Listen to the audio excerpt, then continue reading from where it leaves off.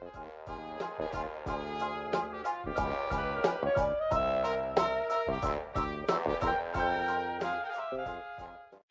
a tutti e benvenuti a Menti Taro e un nuovo episodio di Tarot Tips. Oggi voglio chiarire cosa vuol dire leggere i tarocchi in modo intuitivo, no? Si parla spesso del metodo intuitivo nella lettura dei tarocchi, almeno io ne parlo spesso, e volevo chiarire esattamente il procedimento, come si distingue poi da una lettura non intuitiva. Quindi, innanzitutto, qual è la lettura non intuitiva, o meglio, diciamo più razionale? È la lettura che si basa sulla conoscenza, no? Dei tarocchi e delle carte e quindi dell'elemento dei tarocchi, per esempio i bastoni in questo caso. Si basa sulla numerologia legata ai tarocchi, in questo caso è il 10 di bastoni, quindi è il numero 10, e quindi i significati legati alla numerologia nei tarocchi e poi ai significati dati alla singola carta dai vari occultisti che si sono occupati di estrapolare questi significati in base alle connessioni che hanno trovato fra la carta e altri sistemi come per esempio l'astrologia, la numerologia, la cabala, l'alchimia, eccetera, che hanno appunto permesso a questi esoteristi di creare una serie di significati per ogni singola carta dei tarocchi. Ehm,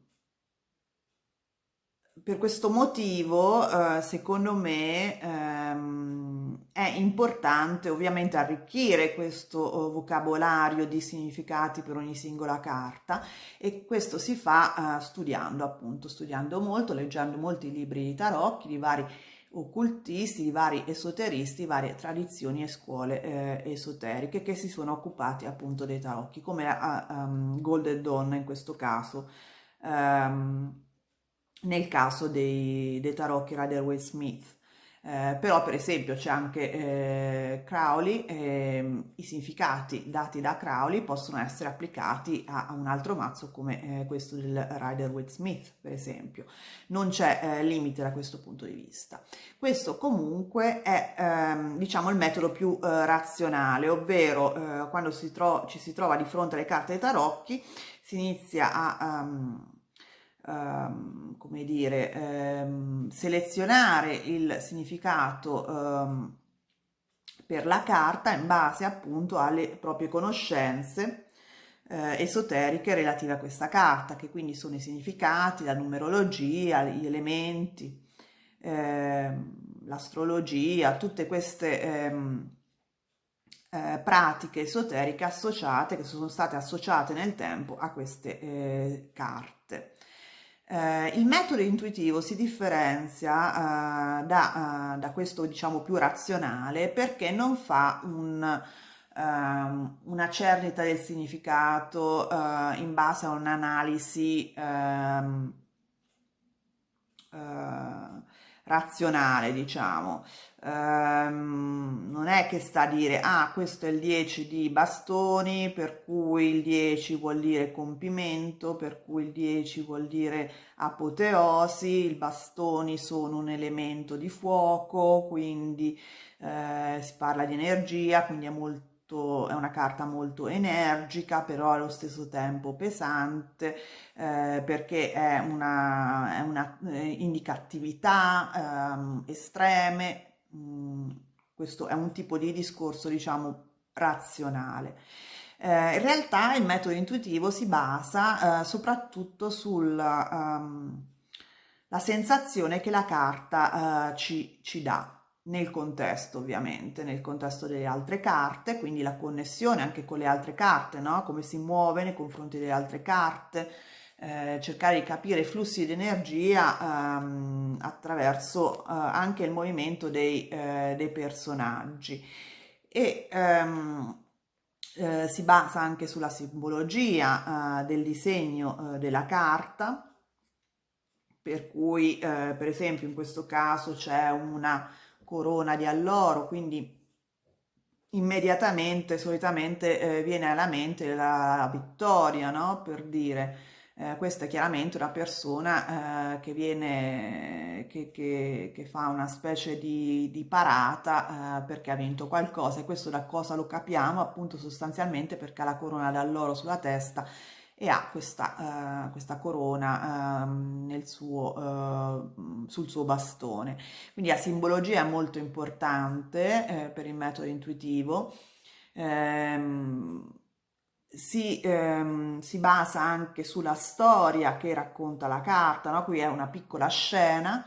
Per questo motivo, quindi, è molto importante avere dei tarocchi con dei disegni anche per gli arcani minori, perché per esempio nel mazzo dei tarocchi di Marsiglia ci sono disegni, scene o meglio personaggi soltanto per quanto riguarda gli arcani maggiori, e solitamente questi sono anche statici perché gli arcani maggiori sono scene un po' fisse, mentre nel Rider-Waite-Smith, nella sua tradizione, nei mazzi che riprendono la simbologia del Rider-Waite-Smith, che è questo qua, questo mazzo qua, vediamo che ci sono delle scene in movimento e quindi raccontano le piccole storie.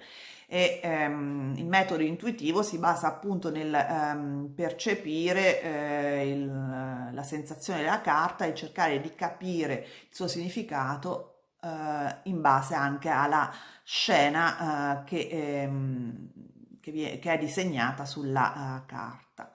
Quindi il metodo intuitivo si basa essenzialmente su quattro fattori: l'energia, la sensazione che emana la carta proprio a livello intuitivo, la simbologia, cosa ci trasmette sempre a livello intuitivo la simbologia, la scena descritta nella carta con il disegno, e poi appunto l'energia come fluisce, come interagisce con l'energia delle altre carte, in base appunto a come si muovono le scene nei disegni della carta.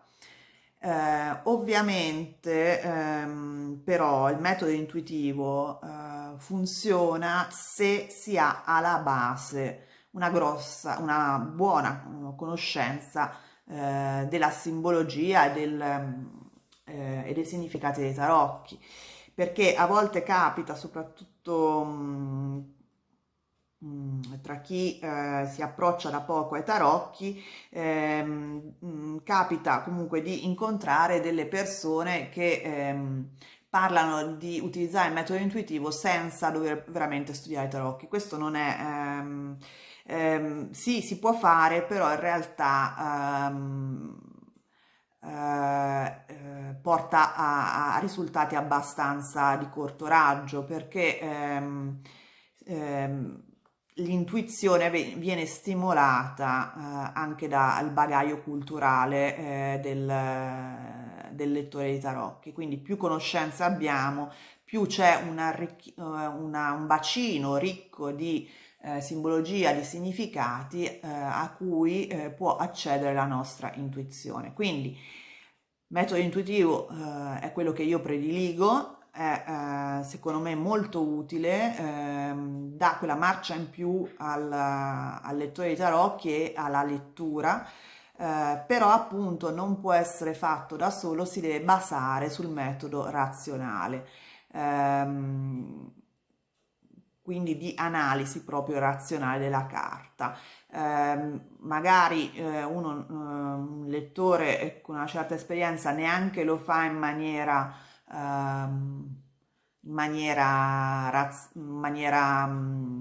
cioè non se ne rende neanche conto in maniera cosciente, ma lo fa a livello inconscio, però in realtà sta utilizzando entrambi i metodi, sia quello razionale che quello intuitivo. Quindi quello che consiglio personalmente io è di comunque costruirsi una buona conoscenza dei significati delle varie carte e soprattutto delle interazioni che i tarocchi hanno con altre discipline come la cabala, l'alchimia, l'astrologia. Per questo basta comunque leggere i manuali perché quelli buoni mettono in luce queste interazioni. Poi però appunto nella lettura cercare di dare spazio anche appunto all'intuizione, cercando di percepire l'energia della carta, la sua interazione con altre carte, cercare di dare valore a simboli, non soltanto ai significati, diciamo, imparati un po' così a memoria, ma cercare di capire come un certo simbolo richiama o mette in luce un certo significato, porre l'attenzione sulla scena del disegno e appunto capire come si connette la carta con le altre carte.